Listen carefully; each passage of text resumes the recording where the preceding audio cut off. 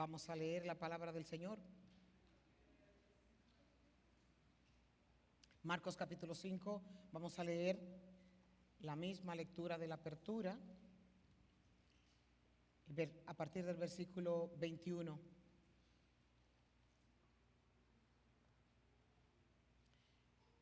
Jesús entró de nuevo en la barca y regresó al otro lado del lago, donde una gran multitud se juntó alrededor de él en la orilla. Entonces llegó uno de los líderes de la sinagoga local llamado Jairo. Cuando vio a Jesús, cayó a sus pies y le rogó con fervor. Mi hijita se está muriendo, dijo. Por favor, ven y pon tus manos sobre ella para que se sane y viva. Jesús fue con él y toda la gente lo siguió, apretujando a su alrededor. Y una mujer de la multitud hacía 12 años que sufría una hemorragia continua. Había sufrido mucho con varios médicos y a lo largo de los años había gastado todo lo que tenía para poder pagarle, pero nunca mejoró. De hecho, se puso peor.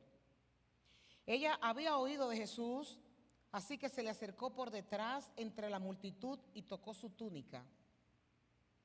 Pues pensó, si tan solo tocara su túnica, quedaré sana. Al instante la hemorragia se detuvo y ella pudo sentir en su cuerpo que había sido sanada de su terrible condición. Jesús se dio cuenta de inmediato de que había salido poder sanador de él, así que se volvió, se dio vueltas y preguntó a la multitud, ¿quién tocó mi túnica? Sus discípulos le dijeron, mira la multitud que te apretuja por todos lados. ¿Cómo puedes preguntar quién me tocó? Sin embargo, él siguió mirando a su alrededor para ver quién lo había hecho. Entonces, la mujer, asustada y temblando al darse cuenta de lo que había pasado, se le acercó y se arrodilló delante de él y le confesó lo que había hecho. Y él le dijo, hija, tu fe te ha sanado. Ve en paz. Se acabó tu sufrimiento. Mientras él todavía hablaba con ella, llegaron mensajeros de la casa de Jairo, el líder de la sinagoga, y le dijeron, tu hija está muerta. Ya no tiene sentido molestar al maestro. Jesús oyó lo que decían y le dijo a Jairo, no tengas miedo, solo ten fe. Jesús detuvo a la multitud y no dejó que nadie fuera con él, excepto Pedro, Santiago y Juan, el hermano de Santiago. Cuando llegaron a la casa del líder de la sinagoga, Jesús vio el alboroto que había y que había muchos llantos y lamentos. Entró y preguntó, ¿por qué tanto alboroto y llanto? La niña no está muerta, solo duerme. La gente se rió de él, pero él hizo que todos salieran y se llevó al padre, a la madre de la muchacha y sus 3 discípulos a la habitación donde estaba la niña. La tomó de la mano y le dijo, Talita cum, que significa niña, levántate. Entonces la niña, que tenía 12 años, enseguida se puso de pie y comió y caminó.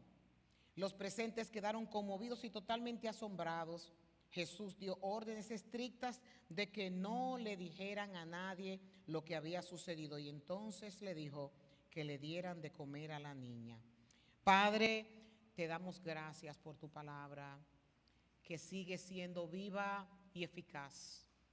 Te damos gracias por ella porque, Señor, es lo que alimenta nuestro espíritu, es lo que nos da esperanza, es lo que nos ayuda a ver el poder del pasado, del presente y del futuro.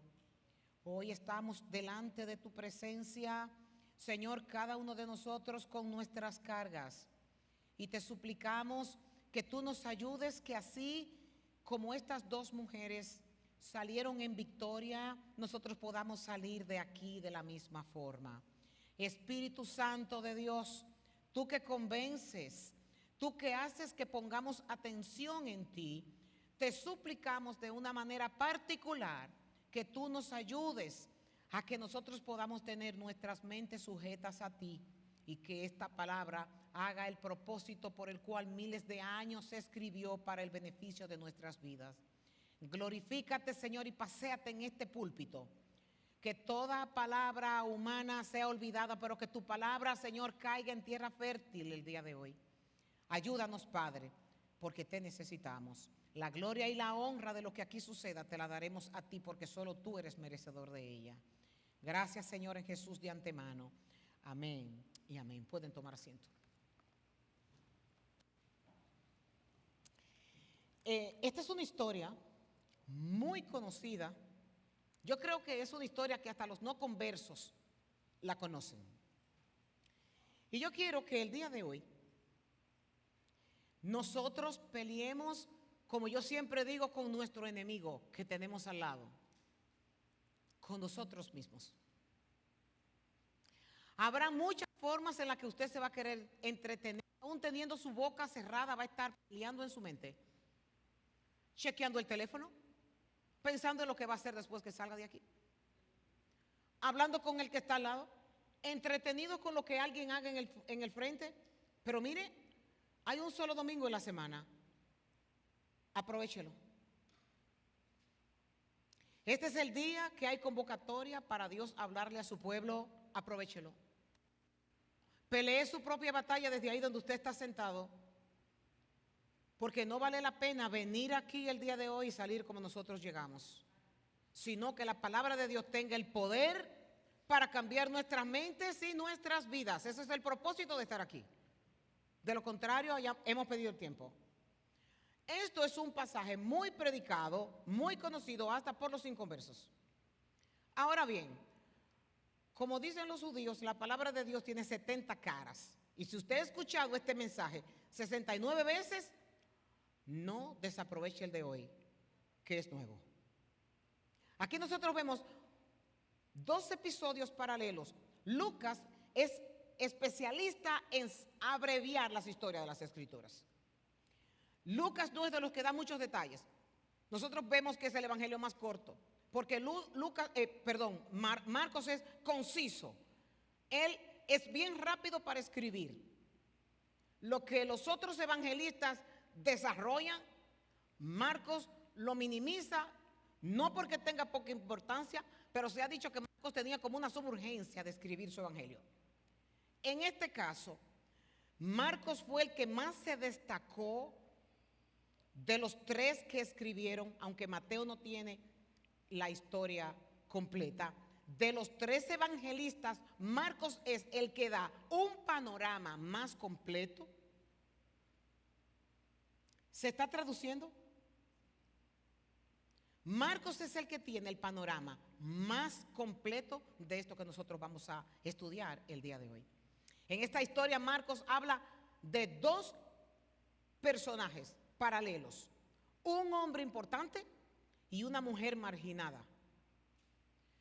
Este hombre, la Biblia nos habla con nombre propio de él y nos dice que se llamaba Jairo y que él lideraba en la sinagoga que estaba en Capernaum. Era un pueblo pesquero, comercial, próspero en Galilea, a la orilla del mar de Galilea. Y la población en ese tiempo era aproximadamente como de unas 1000 personas, pero era un lugar en donde se traficaba mucha gente. Yo siempre comparo a la ciudad de Capernaum como el canal de Panamá, que mucha gente transita y todo el mundo lo conoce. Jairo se acercó a Jesús suplicándole que viniera a imponerle las manos a su hija que estaba a punto de morir. Incluso cuando nosotros leemos el Evangelio de Mateo nos encontramos con que Mateo dice que Jairo fue donde Jesús diciéndole que mi hija está muerta. Asumimos que como los otros evangelios dicen que era que estaba muy enferma, era que estaba enferma ya al punto de la muerte. La niña tenía 12 años. Y viene donde Jesús desesperado. No había ninguno de los fariseos, ninguno de los saduceos, ni la ley, ni las sinagogas, ni los rezos, ni los rituales, que hicieran nada para ayudar a que este hombre no perdiera a su hija. Yo traté de ponerme en los zapatos de Jairo, pensando qué doloroso es que nosotros, el único hijo que tengamos, esté a punto de la muerte. Jesús no tiene ninguna objeción y cuando Jairo le hace la invitación para ir urgente a visitar el lecho de esta niña que está a punto de morir, Cristo lo sigue. Pero ¿qué pasa? Que en medio de este acontecimiento aparece otra historia. Jesús va caminando y dice que había una mujer que hacía 12 años padecía de una hemorragia y que había sufrido mucho, y nos dice que todo lo que ella lo había tratado todo y que todo lo que ella tenía lo había gastado en médicos y que aún ella estaba peor de su azote. Posiblemente esta mujer tenía un tumor que aseguro que tenía consecuencias. En este tiempo nosotros sabemos cuáles son las consecuencias de tener un tumor, una anemia crónica a consecuencia de la pérdida de sangre. Y el cuadro de esta mujer de seguro era de una fatiga extrema, de debilidad, de falta de energía, de mareos, de dolores de cabeza, de visión borrosa, de falta de aire, de dificultad para respirar, fatiga, uñas frágiles y débiles, palidez en la piel y en los labios. Una mujer fácil de identificar. Hay un comentarista que él dice que ella era una persona sin familia, expulsada de la sociedad, que no podía tener relaciones sexuales, no podía casarse, no podía convivir con sus parientes, no podía tocar a sus amigos. Todo lo que ella tocaba se volvía impuro: la silla, la cama donde ella se acostaba, el plato donde ella comía. Una mujer condenada a la soledad, a la maldición social y también al repudio de la religión. Esto nosotros lo vemos en Levítico, en el capítulo 15, donde hay una regla que decía que una mujer cuando estaba menstruando se convertía en una persona impura. No podía tocar nada. Y cuando leemos los evangelios, vemos que había una gran multitud que estaba acompañando a Jesús camino a Jairo. Era característico que los que seguían a Jesús eran cojos, lisiados, ciegos, mudos y muchos otros que buscaban ser sanados por Jesús. El verso 27 nos dice que cuando ella escuchó hablar de Jesús, y me llamó mucho la atención, porque cuando ella escuchó hablar de Jesús, comenzaron a rondarle pensamientos. Y yo, entrándome en el personaje de ella, escribí lo que ella pudo haber sentido en ese momento. Y ella pudo haber dicho: yo lo he intentado todo. He agotado todos mis recursos humanos y materiales. Estoy al borde de la muerte. Si me descubren, me van a matar a pedradas. Estoy débil, me falta el aire, mi visión está borrosa, no tengo suficiente energía para forcejear con la multitud, pero si tan solo pudiera tocar su manto, lo he logrado. Esas son esas batallas internas que uno tiene para tomar decisiones que traen vida o traen muerte. Arriesgar la vida por Jesús, ella diría, valdrá la pena. Si lo he intentado todo, he buscado y he caminado por aquí, he caminado por allá, todos los recursos que han venido a mi mente, yo los he puesto a trabajar y nada ha funcionado. Sin embargo, cuando oyó hablar de Jesús, fue diligente. Ahora, no olvidemos en medio de esta predicación que tenemos un hombre caminando con Jesús con una condición desesperada porque tiene una hija a punto de morir. Usted se imagina, usted con su niña acostada en su cama, su única niña, a punto de morir, y la única esperanza que usted tiene es que Cristo vaya y ponga la mano sobre ella, ore por ella, y usted está seguro de que va a sanar. Y hay una mujer que se ha parado en el camino a entretener al personaje que es urgente que vaya hasta donde yo estoy. Y yo me pongo los zapatos de Jairo. Es como, quítate del medio. Tú eres una mujer repudiada por mi sociedad. Yo soy un hombre importante y necesito que Dios tenga prioridad por mí que por ti. Yo sé que no con una mente muy santa o con una mente sin discernimiento pudiéramos todos nosotros actuar de la misma forma, porque nos urge que nuestro problema sea atendido. Ya que vemos que en el versículo 22 y 23 dice que Jairo cayó de pies delante del Señor y le rogó con fervor que su hija estaba agonizando, que su hija se estaba muriendo. Este hombre está desesperado. Y esta mujer viene y se pone en el medio. Pero ella dice, si logro tocar siquiera su manto, quedaré sana. Y dice que ella, entre todas esas personas que estaban apechurrando al Señor y en toda la multitud, ella fue silenciosa. Recuerden que podían, si la sorprendían dentro del grupo, podían matarla a pedradas. Y ella fue y silenciosamente tocó el manto del Señor, esperando que nadie la viera. Y dice que al instante de ella tocar el manto, cesó su hemorragia y se dio cuenta de que su cuerpo había quedado libre de ese azote. Pero ¿qué pasa? Cristo se dio cuenta y dice que Jesús se dio cuenta de que había salido poder de sí mismo. Así que se volvió hacia la gente y preguntó, ¿quién ha tocado mi manto? ¿Ves que te apretuja la gente? Le contestaron sus discípulos, y aún así preguntas, ¿quién me ha tocado? Pero Jesús seguía mirando a su alrededor para ver quién lo había hecho. ¿Fue sorprendido Jesús? Cuando nosotros leemos en el griego original que se escribió, dice que Jesús estaba buscando a la que lo había tocado con un artículo determinador, femenino. Jesús estaba buscando la que lo había tocado. Nosotros pudiéramos decir, ¿por qué Cristo hizo esa pregunta?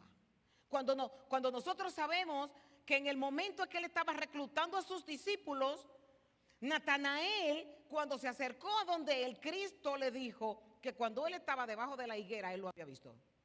Y también vemos que en Juan nos describe que Cristo sabía desde el principio quiénes eran los que no creían en él y quién era quien lo iba a traicionar.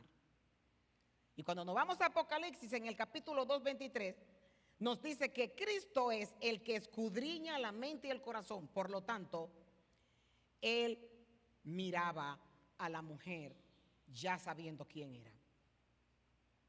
Dice que la mujer, sabiendo lo que había sucedido, se acercó temblando de miedo y arrojándose a sus pies, confesó toda la verdad. El mensaje de hoy se llama secretos que te arruinan. Esta mujer tenía un secreto que no lo quería compartir con nadie. Y asimismo, muchos de nosotros llevamos un costal de secretos que nos dan vergüenza si alguien se entera. Nos da vergüenza al que dirán, nos da vergüenza al rechazo de los demás, nos da temor que nos juzguen, nos da temor ser marginados, nos da temor a que se dañe la reputación de nuestra familia, porque a veces es difícil el uno decir todo lo que pasa. Es difícil admitir ante los demás que nos han sido infieles o que hemos sido infieles. Es difícil decir que tenemos un hijo o una hija que está siendo seducido por la homosexualidad. Es difícil hablar de los conflictos matrimoniales, de un marido que golpea o de que abusa verbalmente. Es difícil hablar de un marido que tiene una mujer rencillosa, maltratadora emocionalmente. Es difícil hablar de un hijo que ha sido criado en el Evangelio y verlo apartado. Es difícil hablar de lo que hacíamos en el pasado y que todavía estamos arrastrando. Es difícil confesar que tenemos hábitos por años de ver pornografía. Es difícil confesar que se es lujurioso. Y hay muchos secretos con los cuales nosotros caminamos con ellos, arrastramos en nuestras vidas, tal y como esta mujer quería guardar en silencio de que tenía esa hemorragia. La Biblia nos dice que cuando se arrodilló a los pies de Jesús, confesó toda la verdad. Hay verdades que nosotros creemos que vamos a ir a la tumba con ella. Sin embargo, para Dios no hay nada oculto. La Biblia dice que Él sabe cada uno de los cabellos que tenemos. La Biblia dice que sus ojos son como llamas de fuego y que en medio de la oscuridad Él puede ver. La Biblia dice que aún nuestros pensamientos, sin nosotros haber abierto nuestra boca, ya Él lo sabe. Por lo pronto, hay sacos que arrastramos y cada vez le ponemos más cosas pesadas a ese saco, creyendo que vamos a salirnos con la nuestra y hacer lo mismo que esta mujer hizo. Sin embargo, la palabra clave aquí es: confesó toda la verdad. Y después de haber hecho esto, dice el verso 34, que Jesús le dijo: hija, tu fe te ha sanado. Vete en paz y queda sana de tu aflicción. Esta mujer usó a Jesús como último recurso cuando Jesús es el primer recurso. Hay muchas veces donde nosotros como cristianos buscamos hombres, condiciones, estrategias, y cuando todo nos falla, entonces tocamos la puerta de Jesús. Cuando Él dice que todo lo que nosotros vayamos a hacer, lo hagamos primeramente preguntándole si Él quiere. Todavía estaba hablando Jesús con ella cuando llegaron unos hombres de la casa de Jairo, jefe de la sinagoga, para decirle: tu hija ha muerto, ¿para qué sigues molestando al maestro? Y es particularmente común que agentes de Satanás vengan para debilitar nuestra fe. Jairo está al lado del que le da la vida y le vienen a decir: ríndete que ya no hay esperanza. Esto es como contradictorio. Porque si tú estás al lado del dueño del oro y de la plata, si tú estás al lado del que da salvación, si tú estás al lado del que da vida, si tú estás al lado del que liberta, si tú estás al lado del que te dice que todos los días va a estar contigo y que Él es tu escudo, si tú estás al lado del que dice que te va a defender, ¿cómo es posible que nosotros creamos que somos tan vulnerables? ¿Cómo es posible que ese guardián que dice el Salmo 21 que no duerme, se va a dormir justamente en medio de nuestras circunstancias? Jairo no se desanimó porque sabía que estaba al lado del que le podía dar la vida. Sin hacer caso, Cristo a la noticia le dijo: no temas, ni tengas miedo, nada más cree. Esas palabras son como una espada de dos filos que atraviesa el corazón y cambia los pensamientos del hombre. Es incontables las cantidades de veces que las escrituras nos dicen que Dios no nos ha dado espíritu ni de temor ni de cobardía, sino de dominio propio. Una de las artimañas mayores del enemigo es tenernos en el terreno del temor, el terreno del creer que el Cristo crucificado, resucitado, está reinando en gloria, tiene el poder para hacer más que las cosas que hizo en los 3 años. Si Él tuvo poder para salvarnos, tendrá poder para todas esas cosas. Jesús detuvo a la multitud y no dejó que nadie fuera con Él, excepto Pedro, Santiago y Juan. Y cuando llegaron a la casa del líder de la sinagoga, Jesús vio el alboroto y que había muchos llantos y lamentos. Entró y preguntó: ¿por qué tanto alboroto y llanto? La niña no está muerta, solo duerme. ¿Saben qué? Muchas veces a nosotros nos pasa lo mismo que le pasó a Jesús en este episodio. Se rieron de él, se rieron de él y se rieron de la fe de Jairo. La gente se rió de él, pero él hizo todas y que salieran todos los que estaban ahí. Se quedó solo con el padre, la mamá de la muchacha y los 3 discípulos en la habitación donde estaba la niña. La tomó de la mano y le dijo: Talita cum, que significa niña, levántate. Entonces la niña, que tenía 12 años, enseguida se puso de pie y caminó. Los presentes quedaron conmovidos y totalmente asombrados, y Jesús dio órdenes estrictas de que no le dijeran a nadie lo que había sucedido, y entonces les dijo que le dieran de comer a la niña. Hasta aquí nosotros hemos visto la conclusión de la mujer del flujo de sangre. Hemos visto una niña enferma, resucitada o sanada, levantada, como usted la quiera llamar. ¿Y a qué concluimos con todo esto? Jesús quiere que nosotros hagamos un paralelo entre Jairo y la mujer del flujo de sangre. Jairo, cuando vio a Jesús, cayó de pies a los pies de Jesús de rodillas. Y la mujer, al ser sanada, también cayó a los pies de Jesús, confesando toda la verdad. Aprendemos con el acto de estos dos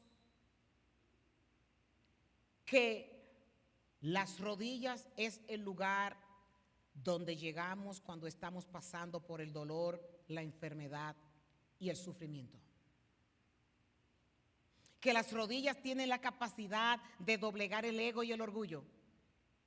Que de rodillas es la única posición segura de acercarnos a Dios.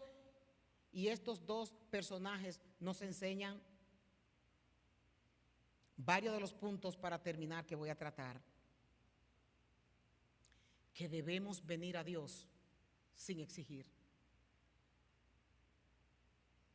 Eso lo vemos en Mateo 26, 39, donde el Señor Jesucristo de rodillas también le dijo: Padre, si es posible, pasa de mí esta copa, pero no se haga en mí mi voluntad, sino la tuya. Aprendemos que Jesús nunca está a prisa. Aunque Jairo pudo haber estado confundido porque se detuvo con esta mujer, Jesús no tiene prisa. Él mismo no se apresuró a comenzar su ministerio, sino que esperó hasta que tuvo 30 años sabiendo que era el Mesías. Dios duró 400 años en silencio, porque a Dios no lo apresuran ni nuestras lágrimas ni nuestras rodillas, sino que el tiempo de Dios se cumple perfectamente cuando Él lo ha determinado. Aprendemos con esto que cuando no sabemos qué hacer, debemos de ir a Jesús. Bartimeo duró muchos años. El paralítico, que duró 38 años. Hubieron muchos que pasaron muchos años esperando a que hubiera un milagro y una manifestación de la presencia de Dios en sus vidas. Y Dios llegó en el momento apropiado. y en el momento oportuno. En este caso tenemos en las Escrituras la mujer sirofenicia que fue a donde Cristo buscando ayuda. Tenemos al centurión que fue donde Cristo buscando ayuda. Pero hubieron otros donde Cristo fue él quien se acercó para dar la ayuda.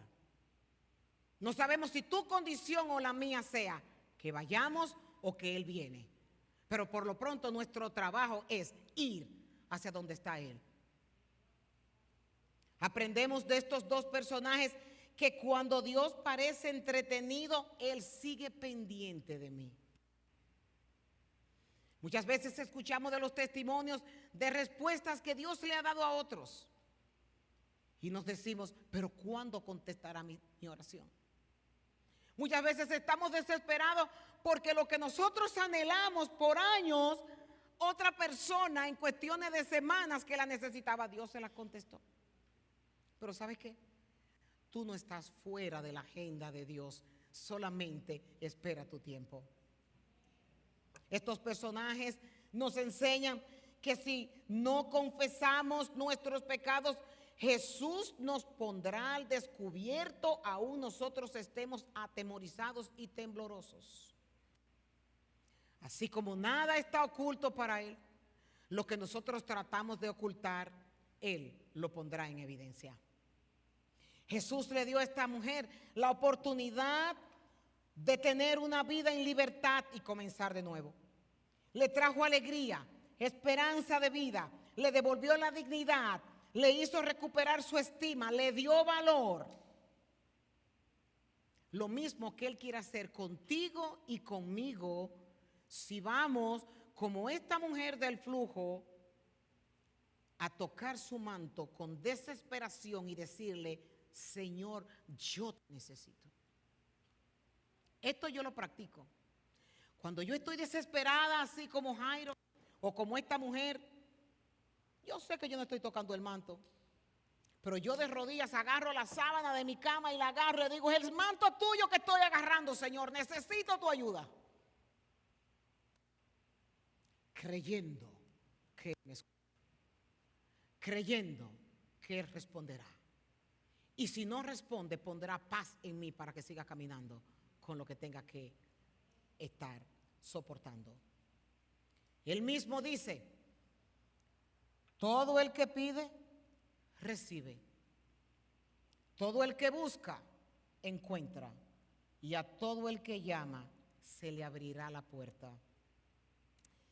El Señor Jesucristo quiere el día de hoy que nosotros traigamos nuestras cuitas delante, que seamos honestos. ¿Sabe que una manera de crecer en la fe, de que nuestra fe sea sólida, es nosotros no engañarnos a nosotros mismos? Es venir delante de Él y confesar nuestras debilidades. A veces tenemos una apariencia de ser hierros por fuera, pero Dios ve el quebrantamiento en el corazón de nosotros. Es lo que Él busca, es lo que Él desea. Un corazón humillado, Dios no lo despreciará. Y Cristo está esperando que tú toques el borde de su manto para que tú puedas recibir libertad, milagros, oraciones contestadas o paz en el corazón. Lo importante es estar sostenido de su manto para caminar hasta donde Él nos quiera llevar. Yo quiero hacer una invitación a todo aquel que esté aquí, que viva sin Jesucristo y que quiera decir, yo hoy quiero tocar el manto. No tiene que pasar al frente, solamente de ahí del lugar en donde está. Yo quiero tocar el manto del Maestro, tal y como ella lo hizo,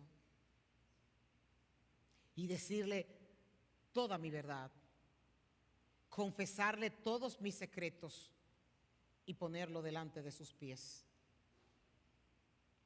Yo le oraba al Señor y le decía, hay muchos que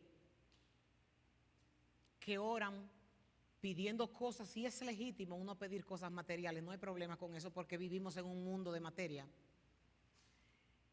Pero yo le pedí al Señor,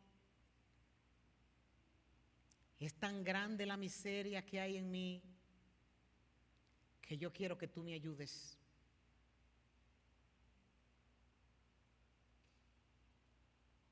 Es tan grande la necesidad que yo tengo de que tú me cambies, que yo sostengo el borde de tu manto. No necesito que me sanes de enfermedad, ni necesito que me proveas cosas materiales. Necesito que me cambies y me hagas ser un vaso de honra para tu gloria. Es una oración que nosotros debemos de elevarle al Padre con suma urgencia. Yo necesito que tú me cambies, Señor. Yo no tengo el flujo de sangre, ni estoy en una cama agonizando, pero tengo luchas que no puedo pelear con ellas si tú no me ayudas. Es llorarle al Señor por esa necesidad que uno tiene. Es llorarle al Señor. Padre, lo intento y caigo. Yo necesito, Señor, que tú me saques de aquí. Así como esa mujer vio su esperanza en lo que Cristo podía hacer por ella. Él es la fuente de vida. Él es la santidad encarnada. Puede darnos a nosotros lo que necesitamos.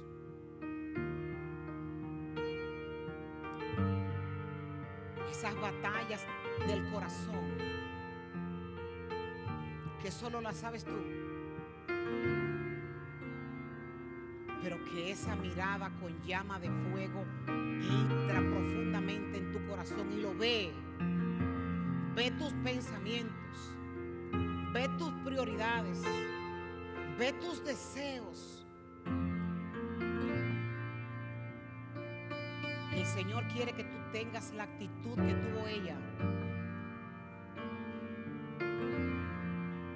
y que tú identifiques en tu vida la necesidad de que Él sane esas dolencias, de que Él sane ese pecado.